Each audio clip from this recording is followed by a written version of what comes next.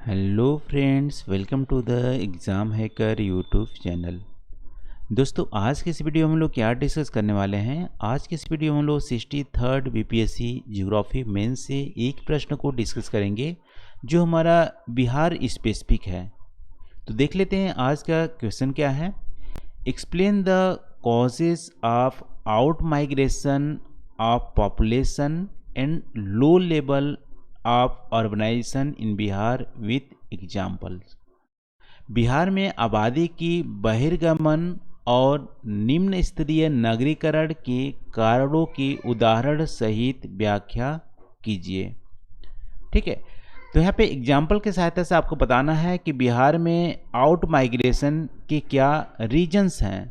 ठीक है, और बिहार में जो लो लेवल ऑफ अर्बनाइजेशन है बिहार में, उसके क्या रीजन्स हैं, आपको एग्जाम्पल की सहायता से बताने हैं। तो आई होप दोस्तों यहाँ पे क्वेश्चन आपको समझ में आ गया होगा। तो यहाँ पे क्वेश्चन में ही थोड़ा सा आंसर यहाँ पे शामिल है कि लो लेवल ऑफ अर्बनाइजेशन जो बिहार में है उसी के चलते आउट माइग्रेशन हो रही है। लेकिन इसके अलावा और भी रीजन्स क्या हैं जिसके चलते आउट माइग्रेशन बिहार में हो रही है। तो चलो दोस्तों, आज का वीडियो स्टार्ट करते हैं। और आप इंट्रोडक्शन पार्ट में थोड़ा सा डेटा फैक्ट आप रखोगे कि माइग्रेशन का जो हमारी आउट माइग्रेशन का स्टेटस क्या है बिहार में।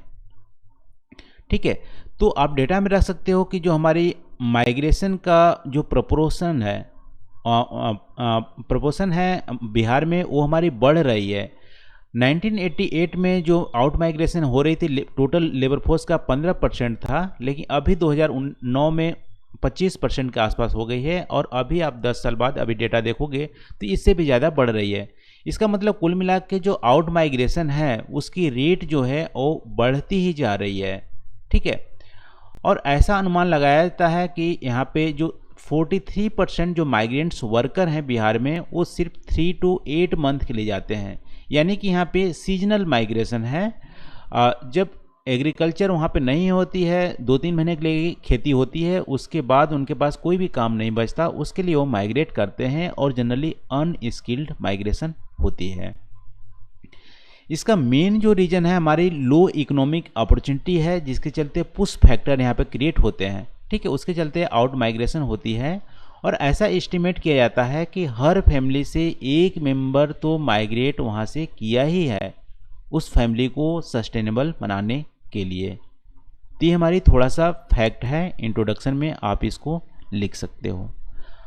अब बॉडी पार्ट में यहाँ पे causes of out migration of population की बात करें तो यहाँ पे जो मेन जो हमारे रीजन्स हैं आउट माइग्रेशन होने का, पहला तो है इकोनॉमिक स्टैग्नेशन। जो बिहार की इकोनॉमिक है वो हमारी स्टैग्नेंट हो गई है, चाहे वो एग्रीकल्चर के क्षेत्र में हो, चाहे वो मैन्युफैक्चरिंग के क्षेत्र में हो। सर्विस क्षेत्र में थोड़ा सा है, लेकिन वहाँ पे एम्प्लॉयमेंट जनरेट नहीं होती है, तो कोई भी फायदा नहीं है। ठीक है, तो इकोनॉमिक स्टैग्नेशन पहला रीजन है। और दूसरा है, अच्छा ठीक है, इसमें और डिस्कस करते हैं। इकोनॉमिक स्टैग्नेशन में आप देखोगे तो एग्रीकल्चर में ग्रोथ जो एक तरह से नगण्य है, जीरो की तरह है। और मैन्युफैक्चरिंग सेक्टर में देखोगे और एग्रीकल्चर सेक्टर में डेटा आप देखोगे तो 20% एग्रीकल्चर जो सेक्टर है जीडीपी में कंट्रीब्यूट करती है, लेकिन यहाँ पे वर्कफोर्स 62% के आसपास है। और मैन्युफैक्चरिंग सेक्टर में आप बात करोगे तो ये भी हमारी 20% मैन्युफैक्चरिंग सेक्टर कंट्रीब्यूट करती है स्टेट की जीडीपी में, उनका भी ग्रोथ नहीं हो रहा है। और बहुत ही स्मॉल मैन्युफैक्चरिंग इंडस्ट्रीज हैं। और उसकी वेजेस की बात करोगे तो इंडिया की एवरेज जो वेज है उससे हाफ से भी कम वहाँ पे मैन्युफैक्चरिंग में जो काम करने वाले लोग हैं उनकी मिलती है। तो यहाँ पे इकोनॉमिक स्टेगनेशन है, बहुत ज़्यादा एक्टिविटीज़ नहीं हो रही हैं, इसीलिए वहाँ के जो बंदे हैं बिहार के वो माइग्रेट करते हैं। दूसरा है वाइड स्प्रेड पॉवर्टी। पॉवर्टी की बात करें तो रूरल इंडिया की पॉवर्टी जनरली 32% है पूरे इंडिया में एवरेज आप देखोगे, लेकिन बिहार की 52% जो पॉपुलेशन है वो बिलो पॉवर्टी लाइन है। ठीक है, तेंदुलकर जो कमेटी है एस्टिमेट उसके अकॉर्डिंग, तो बहुत ज़्यादा पॉवर्टी है वहाँ पे, कुछ भी है ही नहीं। इसके अलावा आप बात करोगे तो वहाँ पे फ्लड और ड्रॉट दोनों ही आते हैं।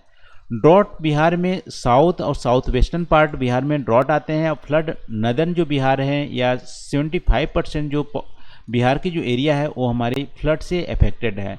इसके चलते वहाँ पे जो भी एग्रीकल्चर एक्टिविटीज़ होती है वो भी हमारी ठप पड़ जाती है मानसून के सीज़न में। तो वाइड स्प्रेड पॉवर्टी है, इसके चलते वहाँ पे कोई भी काम मिलता नहीं है और आउट माइग्रेशन का कारण बनता है।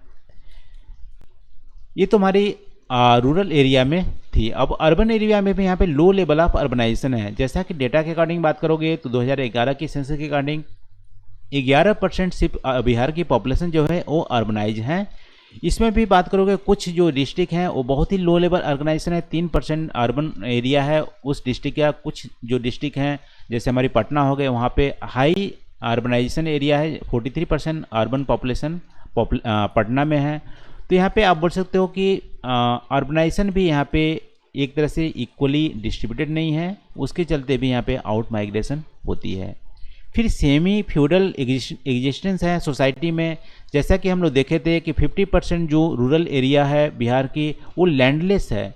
तो बाकी इसका मतलब है कि कुछ के पास बहुत ज़्यादा यहाँ पे ज़मीन है और कुछ के पास बिल्कुल भी ज़मीन नहीं है। तो इसके चलते यहाँ पे बोल सकते हो कि उनके पास एसेट ही नहीं है तो काम क्या होंगे, इसके चलते यहाँ पे आउट माइग्रेशन होती है। इसके अलावा मिलिटेंट जो हमारी पीजेंट मूवमेंट हुई थी सदर्न बिहार में, उसके चलते रीचर जो लोग थे वो वहाँ से बिहार से अपने एसेट को बेच के बाहर चले गए। तो ये हमारी मेन रीजन्स हैं पॉपुलेशन की माइग्रेट होने के लिए बिहार का। ठीक है, तो इसमें हम लोग एक एक दो दो लाइन यहाँ पे मेन जो पॉइंट थी वो हम लोग डिस्कस कर लिए। तो इसी को मैंने डिटेल में यहाँ पे लिख दिया है जो कि अभी हमने बोला। ठीक है, ये हमारी डेटा है कुछ ये आपको लिंक में मिल जाएंगी।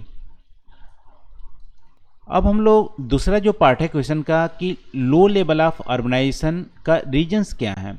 अभी हम लोग डेटा में बात किए थे कि हमारी बिहार की जो पॉपुलेशन है वो सिर्फ 11% अर्बनाइज है। ठीक है, तो लो लेवल अर्बनाइजेशन का मेन रीजन्स क्या है। तो यहाँ पे एक तो जियोग्राफी के टर्म में आप देखोगे तो प्राइमेसी सिटी का कॉन्सेप्ट आ जाता है। बिहार में जो बहुत ज़्यादा पॉपुलेशन अर्बन पॉपुलेशन एक ही जगह पे कॉन्सेंट्रेटेड है। जैसे कि पटना की बात करोगे तो पटना सबसे ज़्यादा लार्जेस्ट सिटी में आता है बिहार का, और वहाँ की जो पॉपुलेशन है वो नेक्स्ट जो पॉपुलेशन है गया। ठीक है, पहला जो मोस्ट पॉपुलस डिस्ट्रिक्ट है पटना, दूसरा है गया। और गया की जो पॉपुलेशन है पटना की 1/5 के अराउंड है। ठीक है, 1/5।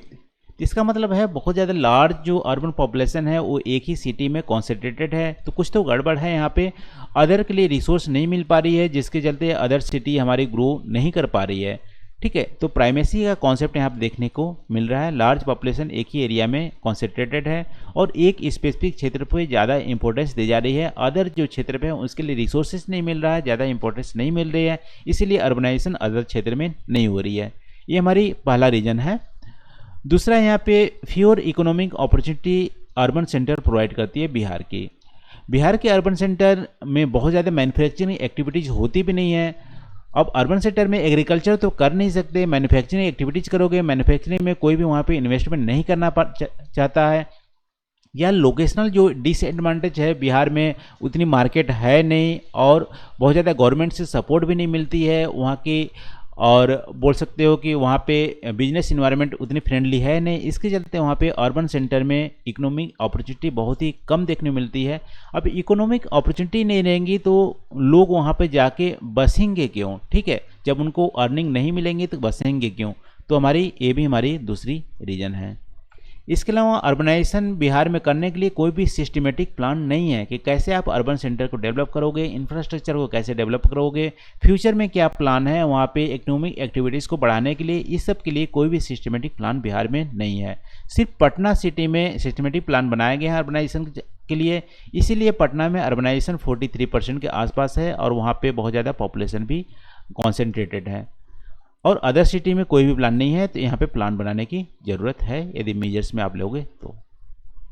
फिर अर्बन इंफ्रास्ट्रक्चर भी कमी है वहाँ पे। अर्बन ट्रांसपोर्ट ना के बराबर है, पब्लिक जो अर्बन ट्रांसपोर्ट है वो ना के बराबर है।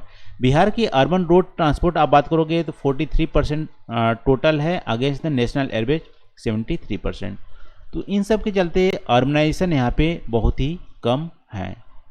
ठीक है, तो रीजन्स ऑफ लो अर्बनाइजेशन में क्या डिस्कस किए कि अर्बन इंफ्रास्ट्रक्चर कम है, कोई भी सिस्टमेटिक प्लान नहीं है अर्बनाइजेशन का, इकोनॉमिक अपॉर्चुनिटी बहुत ही कम प्रोवाइड करती है अर्बन सेंटर में, और प्राइमेसी जो सिटी का कॉन्सेप्ट है वो हमारी बिहार में देखने को मिल रही है। तो ये हमारी मेन रीजन है लो level of urbanisation in Bihar. तो दोस्तों एक बार समराइज करते हैं यहाँ पे। कॉजेज ऑफ आउट माइग्रेशन में हम लोग देखे थे कि हमारे जो आउट माइग्रेशन के मेन जो है इकोनॉमिक स्टेगनेट हो गया है, वहाँ पे इकोनॉमिक एक्टिविटीज बढ़ नहीं रही है, ग्रोथ उतनी नहीं बढ़ रही है, वाइड स्प्रेड पॉवर्टी है बिहार में, और इसके अलावा सेमी फ्यूडल सोसाइटी भी देखने को मिलती है, और पीजेंट मूवमेंट जो हुआ था, लो लेवल अर्बनाइजेशन है, इन सब के चलते आउट माइग्रेशन बहुत ज़्यादा हो रही है बिहार से। फिर लो लेवल ऑफ अर्बनाइजेशन के मेन रीजन क्या थे, प्राइमेसी सिटी कॉन्सेप्ट देखने को मिल रही है, और कोई भी वहाँ पे अर्बनाइजेशन का सिस्टमेटिक प्लान नहीं है, और इकोनॉमिक अपॉर्चुनिटी उतनी अच्छे प्रोवाइड नहीं करती है, अर्बन इंफ्रास्ट्रक्चर की कमी है। इन सब के चलते लो लेवल ऑफ अर्बनाइजेशन है बिहार में। तो ये रहा दोस्तों आज का क्वेश्चन का डिस्कशन। आई होप यहाँ पे जो हम लोग डिस्कस किए हैं आपको यहाँ पे हेल्पफुल हुआ होगा, और प्लीज़ कमेंट करके आप जरूर बताना वीडियो कैसे लगी। थैंक यू फॉर वॉचिंग, मिलते हैं अगले वीडियो में नए टॉपिक के साथ। Thank you.